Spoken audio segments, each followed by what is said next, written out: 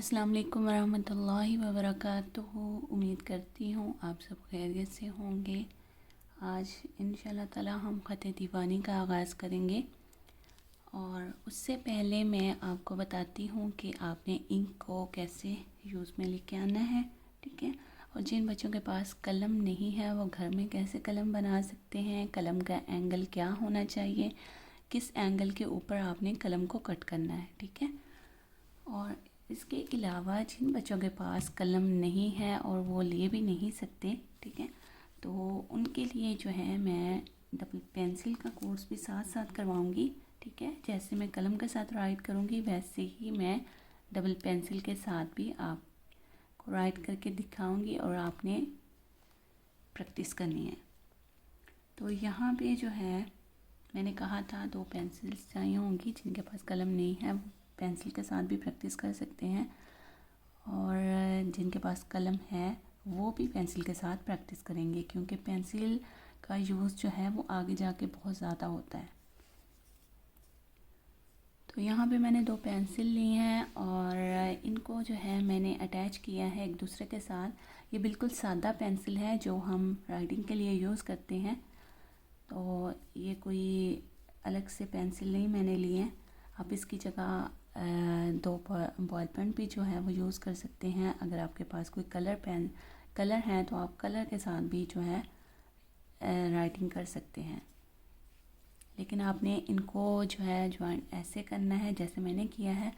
और एक पेंसिल जो है आपको नज़र आ रहा होगा कि एक पेंसिल जो है मैंने आगे को रखी है, थोड़ी सी आगे है, और एक पेंसिल जो है मैंने थोड़ी सी कम रखी है। तो ये इसलिए मैंने रखी है कि ये कलम की शेप दे और जब हम एंगल के साथ राइटिंग करें तो हमें प्रॉब्लम ना हो। तो ये देखें कलम भी बिल्कुल इसी तरह की शेप की होती है। एक साइड उसकी थोड़ी सी आगे है और एक साइड थोड़ी सी पीछे को है। तो ये जो नोकीला हिस्सा है इसको हम वहशी नोक कहते हैं, और ये जो नीचे को हिस्सा है थोड़ा सा कम है ऊपर वाले से, इसको हम उनसी नोक बोलेंगे। तो पेंसिल को भी बिल्कुल मैंने ऐसी ही शेप दी है। एक मैंने इसका पोर्शन आगे को रखा है और एक पोर्शन जो है थोड़ा सा पीछे रखा है। तो आपने जो है इसी तरह इनको जोड़ लेना है। आप कोई भी रबड़ ले सकते हैं, कुछ भी जो आपके पास मौजूद हो आप उसके साथ इसको अच्छे से अटैच कर लीजिएगा कि ये देखिए मैंने कितनी मज़बूत करके इसको बांधा है। तो आपने बिल्कुल ऐसे ही करना है। तो स्टार्ट करते हैं। सबसे पहले हमने इंक कैसे डालनी है, और इंक को ये इंक कंटेनर है। जिन बच्चों के पास इंक कंटेनर नहीं है, ठीक है, घर में आपके पास कोई भी डिब्बी है जिसके ऊपर कैप हो, कैप जो है वो लाजमी लें। अगर आप कैप नहीं देंगे तो आपकी इंक जो है फ़ौरन से ड्राई हो जाएगी, तो वो थ्रेड जो है वो सारी अब्जॉर्ब कर लेगा अपने अंदर। तो आपने जो है कैप लाजमी लेना है। ऐसी डिब्बी लें जिसके ऊपर कैप लाजमी हो। तो अगर इंक कंटेनर नहीं है तो आप घर में कोई भी जो डिब्बी है वो यूज़ कर सकते हैं। क्रीम की ले लें या कोई भी जो यूज़ में नहीं है, और आप उसके अंदर जो है इंक डाल के यूज़ कर सकते हैं। आप इसके अंदर थ्रेड भी डाल सकते हैं और स्पंज भी डाल सकते हैं। तो जो आपके पास अवेलेबल हो आप वो डालें। तो ये देखें ये थ्रेड लिया है, सिंपल थ्रेड है। कोई भी जो है इसमें मैं आपको एक दफ़ा दिखा देती हूँ।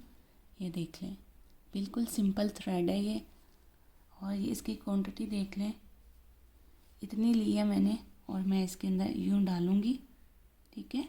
ऐसे डाला मैंने, इसको अच्छे से दबा देंगे ये बाहर ना निकले। अब जो है ये मैंने कैली की इंक ली है, ठीक है। कैली की इंक भी यूज़ कर सकते हैं। एक और मैं इंक आपको दिखाती हूँ।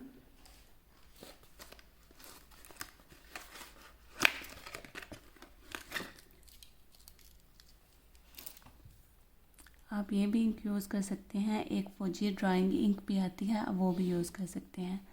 कैली की इंक थोड़ी सी महंगी होती है लेकिन बहुत अच्छी होती है। तो अगर तो आपने अभी स्टार्ट किया है कैलीग्राफी करना तो आप कैली की इंक लाजमी यूज़ करें। अगर कैली की इंक नहीं है तो आप कोई भी जो है वो कैली की इंक कहीं से नहीं मिलती तो आप फौजी ड्राइंग की इंक भी जो है वो यूज़ कर सकते हैं। अगर वो भी नहीं मिलती तो आप सिंपल जो डॉलर की इंक है वो भी यूज़ कर सकते हैं। और उसके लिए जो है पेपर का ग्लोसी होना बहुत ज़्यादा ज़रूरी है। अगर पेपर जो है खुरदरा होगा, थोड़ा सा सख्त होगा, तो उसके ऊपर कलम अच्छे से नहीं चलेगी।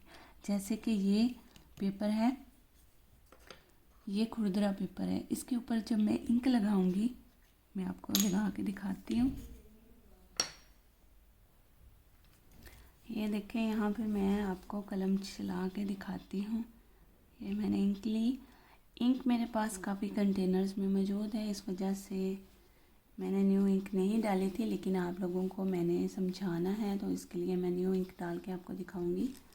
तो ये देखें, ये मैंने कलम के ऊपर इंक लगाई है रेड कलर में। जब मैं यहाँ पे लगाऊंगी तो ये देखें फ़ौरन से अब्ज़ॉर्ब कर रहा है, तो इसके ऊपर जो है अच्छे से कलम चलेगी नहीं। ये इसने फ़ौरन से जो है वो इंक अपने अंदर अब्ज़ॉर्ब कर लिया है। तो इसी तरह मैं अगर आपको ये जो आर्ट पेपर है, कैलीग्राफी पेपर भी इसको बोलते हैं, अगर इसके ऊपर मैं राइटिंग करूं, ये देखें, इसने बिल्कुल भी अपने अंदर अब्ज़ॉर्ब नहीं किया। ये वैसे का वैसा ही शाइन कर रहा है जैसे मैंने लिखा है। और ये देख लें, इसका कलर चेंज हो चुका है और इसने सारी इंक जो है अपने अंदर अब्ज़ॉर्ब कर लिया है। तो इसलिए इस पेपर को जो है मैं रिकमेंड करूँगी, अगर आपके पास आप नहीं ले सकते तो घर में जो कैलेंडर हम यूज़ करते हैं, आप उसकी बैक साइड भी प्रैक्टिस के लिए इस्तेमाल कर सकते हैं। तो चले जी, हम अब देखते हैं हमने ख़त दीवानी में एंगल कौन सा यूज़ करना है। तो उससे पहले मैं इंक डाल के दिखा देती हूँ आपको। ये मैंने कैली की इंक ली है। तो इस इंक को जो है आपने बहुत ध्यान से यूज़ करना है, क्योंकि ये इंक जहाँ पे लगती है वहीं पे फिक्स हो जाती है, फिर वहाँ से उतरती नहीं है। तो जब भी आपने इंक कंटेनर में इंक डाली है तो किसी जो है ऐसी जगह पे डालें जहाँ पे नीचे कोई आपका कपड़ा वगैरह ना हो। फर्श जो है ये साफ़ हो जाता है, लेकिन अगर आप किसी भी कपड़े के ऊपर डाल देंगे, ख़ास तौर पर बेड के ऊपर बैठ के डालेंगे, तो आपकी बेड शीट के ऊपर जब ये कलर लगेगा तो ये उतरेगा नहीं। आपके कपड़ों के ऊपर लग गया तो ये उतरेगा नहीं। तो इसलिए इस कैली की इंक को ज़रा ध्यान से आप यूज़ कीजिएगा। तो यहाँ पे मैं इंक इसके अंदर डाल रही हूँ। मैंने इतनी डाली है कि थ्रेड जो है अच्छे से डिप हो जाए इसके अंदर। ज़्यादा भी नहीं डालें कि जब आप कलम लगाएं तो आपकी कलम जो है इंक से ही भर जाए। तो आपने एहतियात से डालनी है और ज़्यादा क्वांटिटी भी इसकी नहीं डालनी। बस इतनी डाली है कि ये अंदर डिप हो जाए, जैसे ये डिप हो चुका है। और जिनके पास कलम नहीं है और कलम से ही लिखना चाह रहे हैं कि हमारे पास कलम हो और कलम से ही प्रैक्टिस करें, तो ये देखें आइसक्रीम स्टिक है, इसको मैंने कलम की शेप दी है। तो आप इस तरह घर में भी कलम बना सकते हैं। अगर आप इस तरह की नहीं ले सकते या मिल नहीं रही है आपकी सिटी से, तो आप इस तरह की भी जो है कलम घर में बना सकते हैं। ये आइसक्रीम स्टिक है जिसे मैंने कट करके कलम की शेप दी है। तो यहाँ पे मैं आपको लिख के भी दिखा देती हूँ इसके साथ। ये देखें, आप इस तरह बिल्कुल इजीली जो है आइसक्रीम स्टिक से भी जो है राइट कर सकते हैं। तो आपने जब कलम को कट करना है, कुछ बच्चे कलम लेके आए हैं, उन्होंने मुझे दिखाई है, तो उनकी आगे से यूँ नोक बनी हुई है, इस तरह से कुछ इस तरह की नोक बनी है आगे से, ठीक है। तो उन्होंने जो है, ये हमारी कलम हो गई, ठीक है। ये देखें, तो अब हमने जो नोक है वो कट कैसे करनी है, आपने क्या करना है कि 25 के एंगल पे कट करना है। अब यहाँ पे अगर मैं एंगल बनाऊँ, ये मैं आपको डिटेल में बाद में बताती हूँ। यहाँ पे मैं बनाती हूँ। ये हो गया हमारा 90 का एंगल, ठीक है। तो हमने क्या करना है, 40 तकरीबन 25 के एंगल पे, यहाँ पे बनेगा 25 का एंगल। तो हमने यूँ कट के यूँ रख के जो है कट करना है, ऐसे ऐसे कुछ जो है शेप आएगी। यहाँ पे मैं आपको शेप बना के दिखा देती हूँ। कुछ इस तरह से जो है कलम की शेप आएगी। इस तरह से आगे आपने शेप रखनी है। ये देखें, जैसे ये शेप है, या ये देख लें, क्लोज करके दिखा देती हूँ। ये देखें, ये एंगल जो है 25 का एंगल है। आपने जब कलम को कट करना है तो आपने सबसे पहले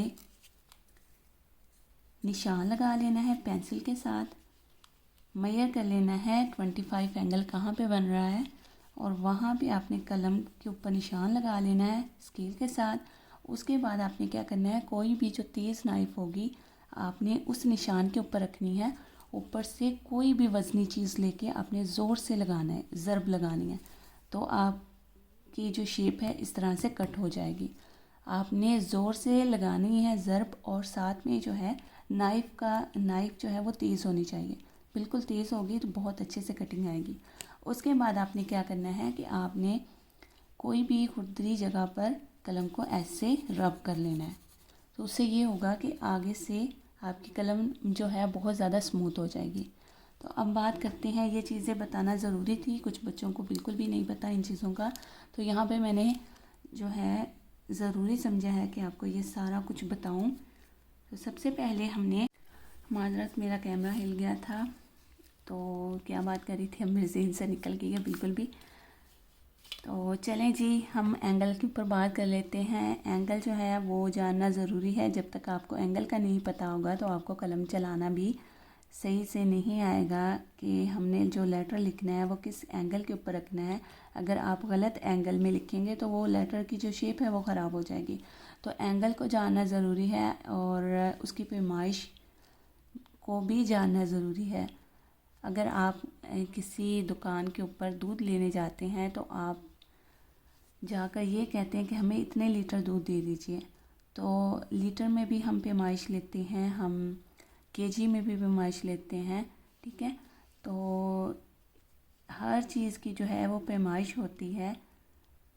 तो यहाँ पे जो है ख़तों में भी जो है पैमाइश, एंगल बहुत ज़्यादा अहमियत रखते हैं। अगर आपको पैमाइश का नहीं पता होगा तो आप लफ्ज़ को बहुत बड़ा भी लिख सकते हैं, बहुत छोटा भी लिख सकते हैं, जो बहुत ओवर भी लगेगा और वैसी शेप भी नहीं आएगी और अच्छा भी नहीं लगेगा। तो अगर आप एंगल, जैसे अब ये ख़त दीवानी का एंगल जो है वो 90 पे शुरू होता है और हम उसे लेके जाते हैं 80 के ऊपर लेके उसकी शेप बना देते हैं, तो वो वैसी शेप ही नहीं बनेगी। तो यहाँ पे एंगल को जानना बहुत ज़्यादा ज़रूरी है। ख़त दीवानी में हमने एंगल यूज़ किया था 70 to 80।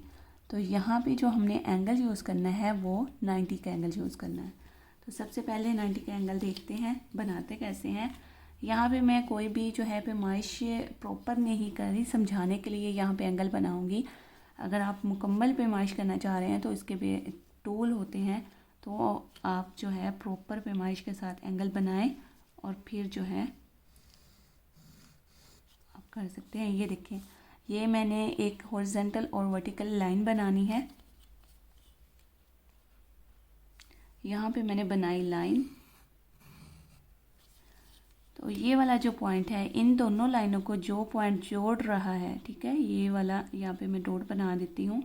ये पॉइंट जो इन दोनों लाइंस को जोड़ रहा है उसको जो है हम 90 का एंगल कहेंगे, ठीक है।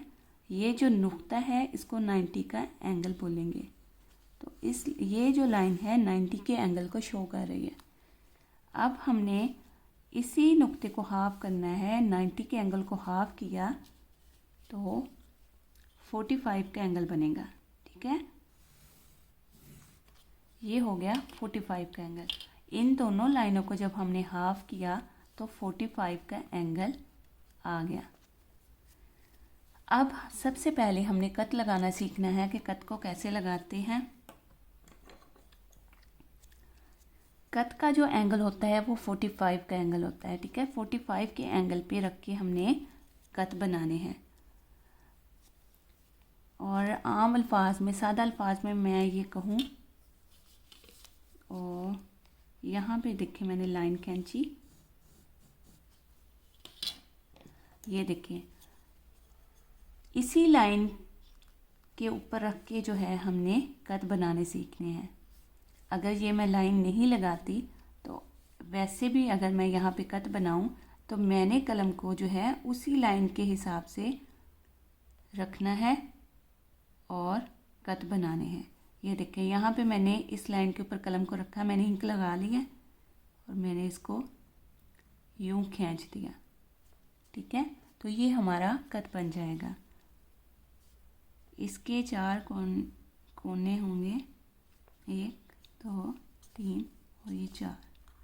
ठीक है, तो यहाँ पे मैं एक लाइन खींचूं दोनों साइडों पे और यहाँ से यहाँ पे लाइन खींचूं तो हमने कट बनाने हैं। ये देखें, इस लाइन को मद्देनज़र रखते हुए, इसी एंगल को यूज़ करते हुए हमने कट बनाने हैं। आपने कलम को इस एंगल में रखना है। जैसे ये अब मैंने 45 का एंगल बनाया है, तो आपने ये चीज़ याद रखनी है कि कलम को इस जगह पे ऐसे रख के हमने खींचना है तो कट बनेगा। 45 का एंगल याद कर लेना है कि यहाँ पे 45 का एंगल आएगा और इसको यूं खींचेंगे तो हमारा कट बन जाएगा। और कट की जब हम लाइन बनाएंगे तो हमने जो है एक कट के नीचे फ़ौरन से यहाँ जहाँ पे ये कट ख़त्म हुआ है उसी जगह पे हमने कलम को दोबारा से रखना है और यूं दोबारा से खींच देना है। ठीक है, फिर हमने कलम को रखा और यूं खींच दिया। तो इस तरह से एक पूरी लाइन बनेगी कटों की और हम जिसको पैमाइश के लिए यूज़ करेंगे। अगर यहाँ पे मैं रखूँ, आपने इन चीज़ों की प्रैक्टिस कर लेनी है। जो बिगनर्स हैं ये उनके लिए है, ये सारा कुछ उनको बता रही हूँ। अच्छे से डिटेल देख लीजिए, बहुत कुछ जो है वो सीखने को मिलेगा। बेसिक का पता होगा तो आगे जाके आपको प्रॉब्लम नहीं होगी। ये देख लें, इसी जगह पे मैंने कलम को रखा और यूं खींच दिया। तो इस तरह से हम चौड़ाई मालूम करेंगे, इस तरह से हम लंबाई मालूम करेंगे। तो आपने कट की अच्छे से प्रैक्टिस कर लेनी है।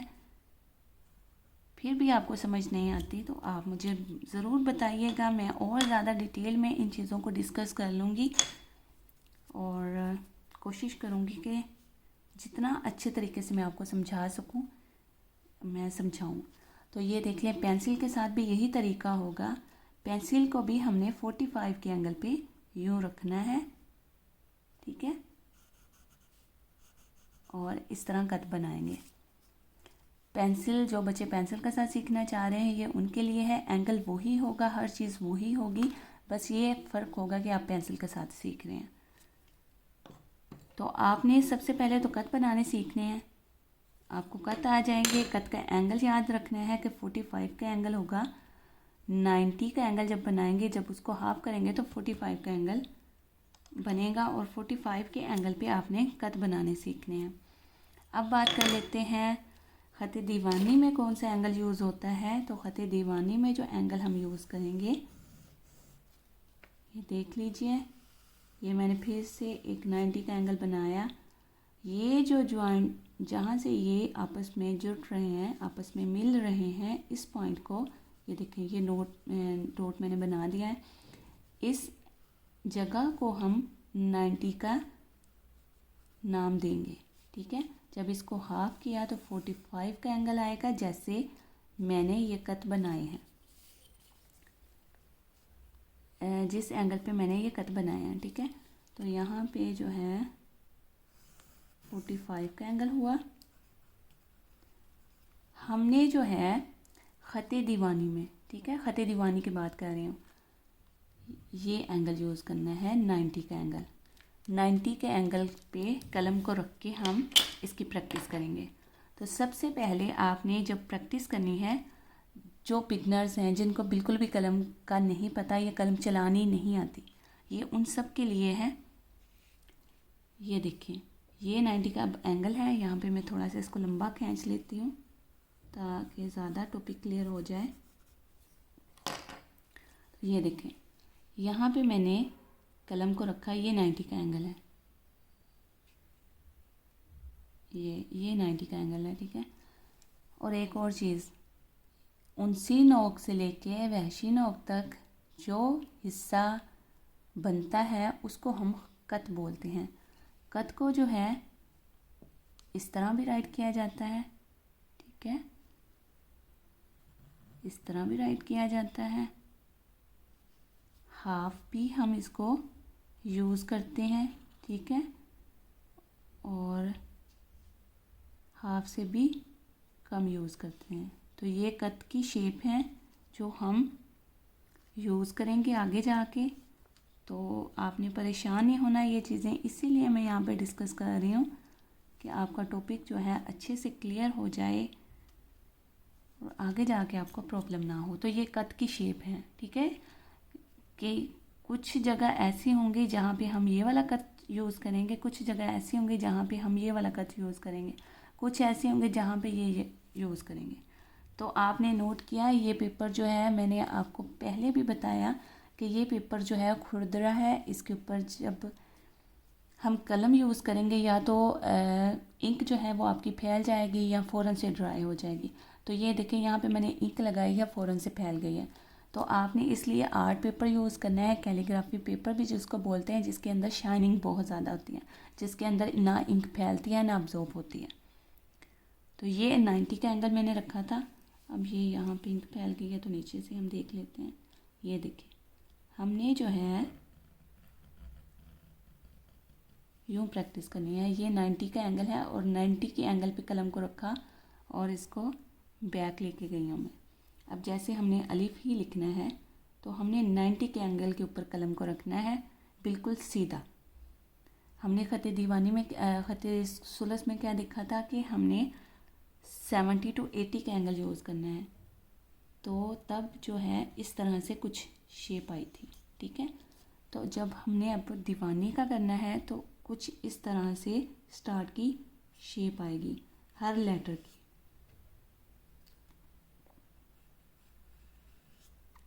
आपने यूँ प्रैक्टिस करते रहना है लेटर्स की। आपने जो है बारीक लाइंस भी बनानी है, मोटी लाइन भी बनानी है, हर तरह से जो है आपने लाइंस को यूज़ करना है। ये देखें, आप ऊपर से नीचे भी लेके आ सकते हैं।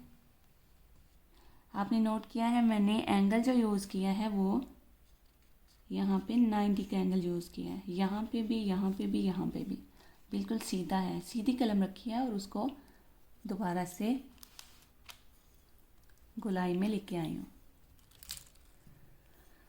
तो देख लें आप, अच्छे से इसकी प्रैक्टिस करनी है। उम्मीद करती हूँ बहुत अच्छे से समझ आ गई होगी। मैंने कुछ भी जो है छोड़ा नहीं है, सारा कुछ बता दिया है यहाँ पे। और जिनके पास कलम नहीं है वो आइसक्रीम स्टिक का भी यूज़ करके कलम बना सकते हैं। यहाँ पे मैं अगर बनाऊँ, ये देखिए मैंने 90 का एंगल रखा,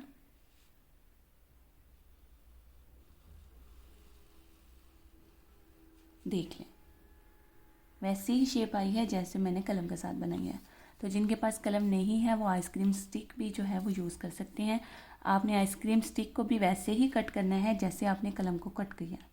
यहाँ पे कलम को कट करना मैंने बताया है। तो आपने जो है इसकी मेजरमेंट कर लेनी है, 25 का एंगल बना के उसका निशान लगा लेना है कहाँ पे बनता है। अब ये देखें, ये हो गया 45 का एंगल, ठीक है।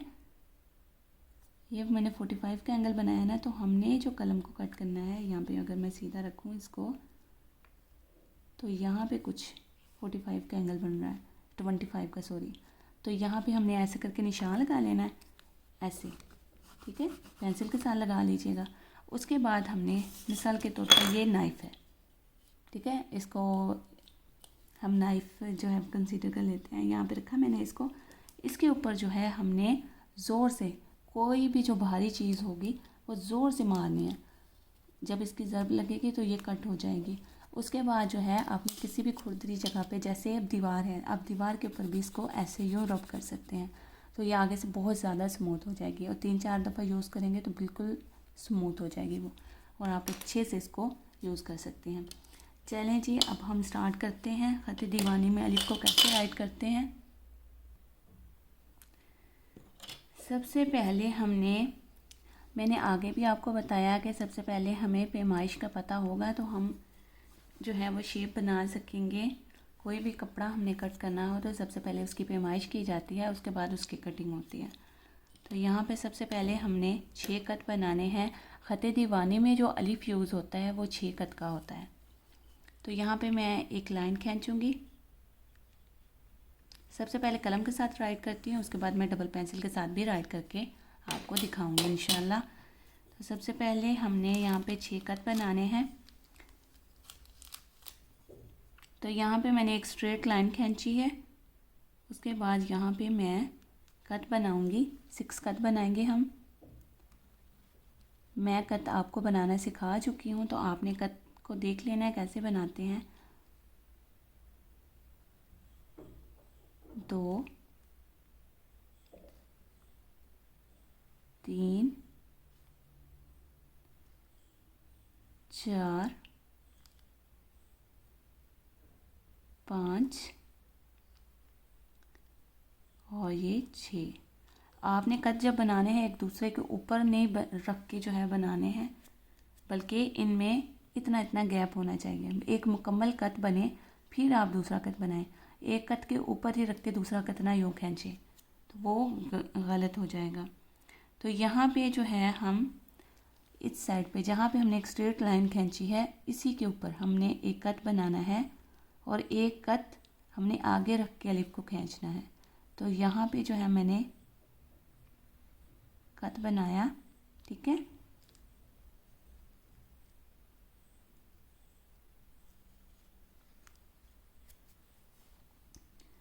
अब हमने क्या करना है, इसको जो है 4 कट तक गोलाई में लेके आना है। एंगल जो हम यूज़ करेंगे वो 90 का एंगल होगा। इस 4 कट को हाफ कर लेते हैं और कनेक्शन जो है इंशाल्लाह ताला नेक्स्ट वीडियो में आपको कनेक्शन बताऊंगी, कनेक्शन कैसे बनाते हैं एक दूसरे के साथ। लेटर के जो स्ट्रोक्स हैं उनको आपस में जोड़ते कैसे हैं। तो यहाँ पे सबसे पहले हमने 90 के एंगल पे कलम को रखना है।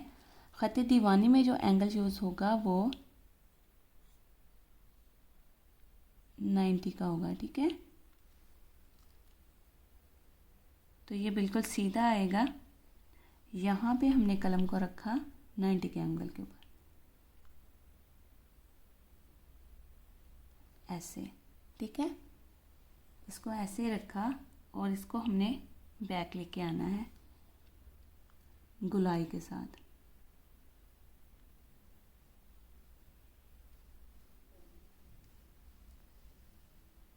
यहाँ तक लेके आए हम, ठीक है।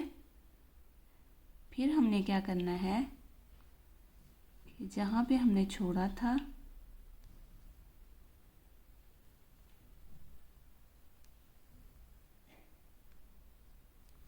जहाँ पे हमने इसको स्टॉप किया उसी जगह पे हमने दोबारा कलम को रखना है और यूँ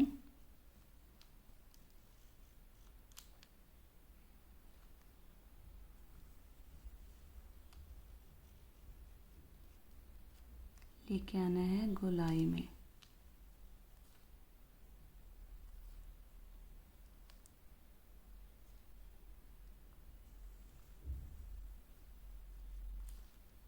इसको मैं थोड़ा सा शार्प करूँगी, ठीक है। इसको दोबारा से नीट करते हुए यूँ मैं गोलाई में लेके आई। अब हमने क्या करना है, आगे से इसकी यूँ नोक बनानी है। तो यहाँ पे मैं सबसे पहले एक लाइन बनाऊंगी। तो अब हमने जो है इसकी नोक बनानी है। तो नोक कुछ जो है इस तरह से बनेगी। अगर तो आपने ख़त सुल्स का कोर्स किया है तो आपको नोक का बहुत अच्छे से पता होगा। ऐसे इसको खींचा और यूँ इसके साथ हमने मिला दिया। ठीक है, इस तरह से जो है कुछ शेप बनेगी। अब हमने इसका ताज बनाना है तो एक सीधी स्ट्रेट लाइन 90 के एंगल पे ही हमने सीधी स्ट्रेट लाइन खींचनी है। आप यहाँ तक भी उस लाइन को लेके आ सकते हैं, मिड तक भी ला सकते हैं। ठीक है, तो वो आपके ऊपर है, आप कितनी लंबी लाइन खींचना चाह रहे हैं। ये 90 के एंगल के ऊपर ही मैंने कलम रखी और बिल्कुल स्ट्रेट मैं इसको खींचूँगी यहाँ तक। कुछ जो है इस तरह से शेप बनेगी अलिफ की ख़त दीवानी में। ठीक है, अब जो है इस नोक को मैं फिल कर देती हूँ। ये नोक मैंने इसलिए अलग से बनाई है ताकि आपको जो है अच्छे से टॉपिक क्लियर हो जाए। अब जो है मैंने कलम की नोक से ही इसको फिल कर देना है। तो ठीक है, अब इसकी हम पैमाइश कर लेते हैं।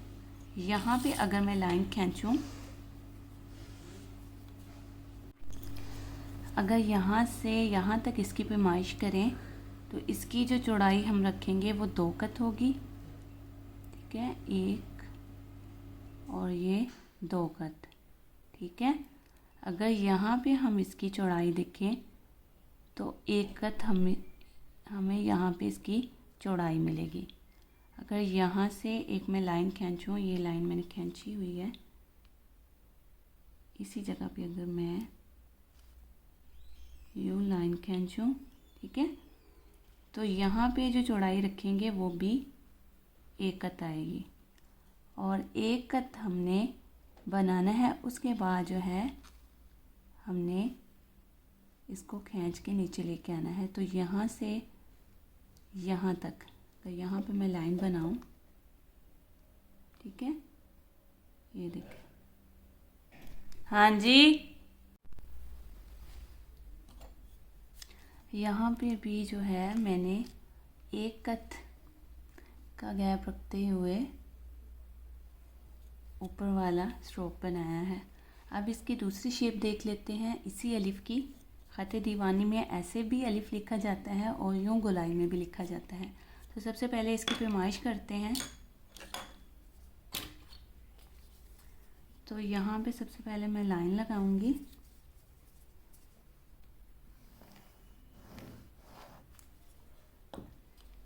ठीक है, यहाँ पे भी हम 6 ही कत लगाएंगे। यहाँ पे आ गया हमारा पहला कत। ठीक है, 1 2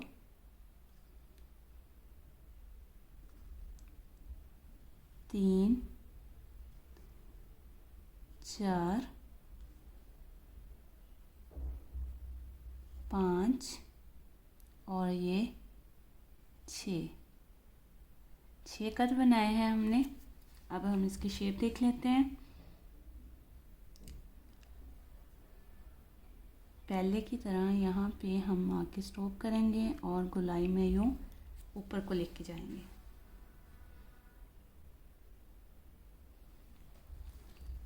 नाइन्टी का एंगल रखा। ठीक है, और यहाँ तक हमने लेके आना है, यहाँ तक 90 के एंगल पे हमने कलम को रखा और यूँ गोलाई में यहाँ तक लेके आए ऐसे। ठीक है, उसके बाद हमने क्या करना है कि जिस जगह पे हमने स्टॉप किया है उसी जगह पे हमने दोबारा कलम को रखना है और यूँ गोलाई में लेके जाना है। यहाँ पे कलम को रखा और एक फ्लो के साथ हम इसको यहाँ तक लेके आए। ठीक है, फिर हमने क्या करना है कि यूँ इसको ऊपर गोलाई में लेके जाना है। जहाँ पे स्टॉप किया वहीं पे हमने दोबारा कलम को रखना है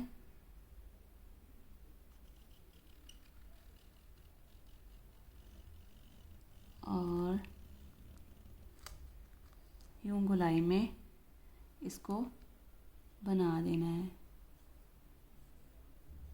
जहाँ पे लगे कि कलम जो है रुक गई है वहाँ पे इंक लगा लें दोबारा से, और कलम की नोक से आप शार्प भी कर सकते हैं इसको। तो यहाँ पे भी हम इसका ताज बनाएंगे, यूं लाइन को खींचेंगे, यहाँ तक मैं इसको लेके आऊँगी, बिल्कुल स्ट्रेट होगी ये लाइन। यहाँ पे जो हमने चौड़ाई रखनी है वो भी 2 कत होंगे, जैसे हमने यहाँ पे की है।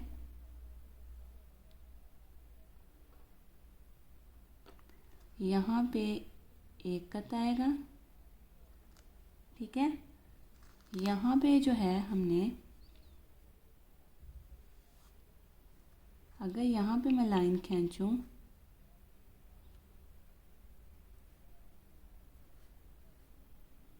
ठीक है, तो यहाँ पे भी 1 कत का ही गैप आएगा। ऊपर से भी मैंने 1 कत ही रखा है यहाँ तक, ठीक है। तो इस तरह से जो है अलिफ की शेप बनेगी। इसको मैं थोड़ा सा शार्प कर देती हूँ यहाँ से, ऐसे, ठीक है। तो इस तरह भी अलिफ को लिखा जाता है और इस तरह से भी लिखा जाता है।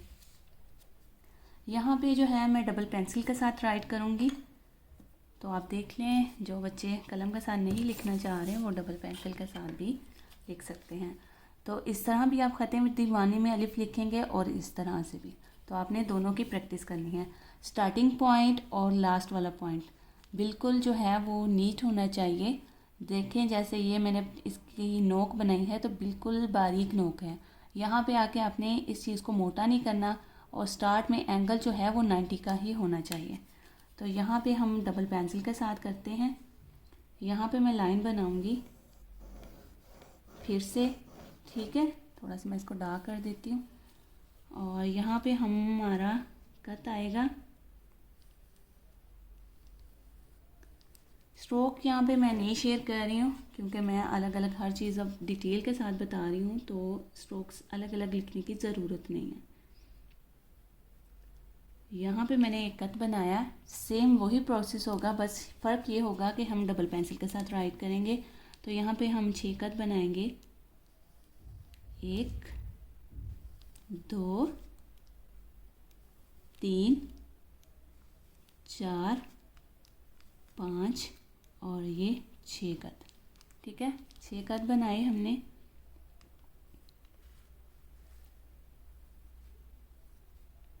इसको मैं थोड़ा सा क्लोज करती हूँ ताकि ज़्यादा जो है क्लियर नज़र आए आपको। तो यहाँ पे इसको मैं थोड़ा सा डार्क कर दूँगी बाद में, क्योंकि ये शाइनिंग पेपर है तो इसके ऊपर पेंसिल जो है वो इतनी ज़्यादा क्लियर नज़र नहीं आती। तो यहाँ पे जो है मैंने 6 कट बना लिए हैं।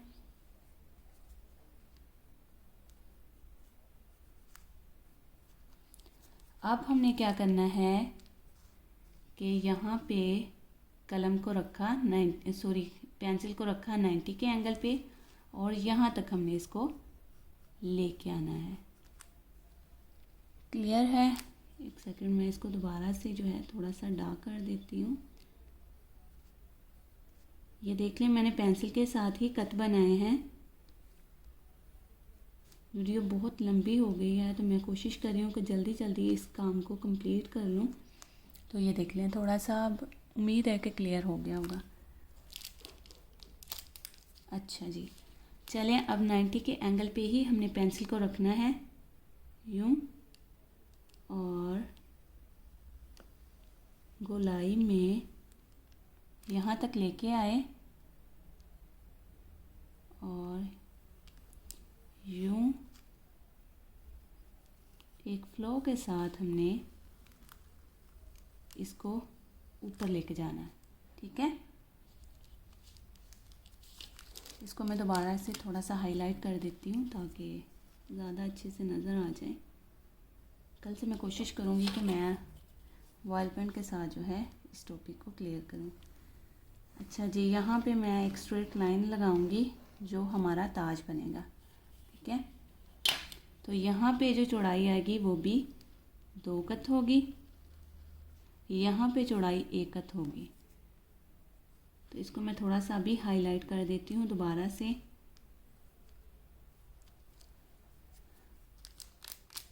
तो यहाँ पे जो है हम इसको दोबारा से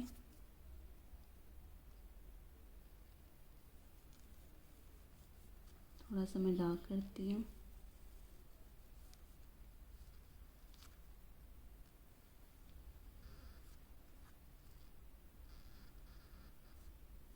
ऐसे आपने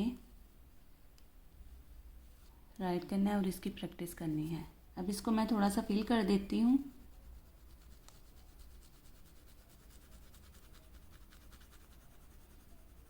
एक वक्त में आप डबल पेंसिल के साथ और कलम के साथ सीख सकते हैं। ठीक है, आप डबल पेंसिल के साथ बना के भी बाद में कलम के साथ आप राइट कर सकते हैं। यहाँ पे मैं एक लाइन खींचूं तो यहाँ पे भी 1 कत का गैप आएगा।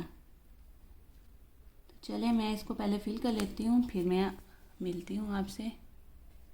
कुछ यूँ इसकी शेप बनेंगी। ठीक है, डबल पेंसिल के साथ।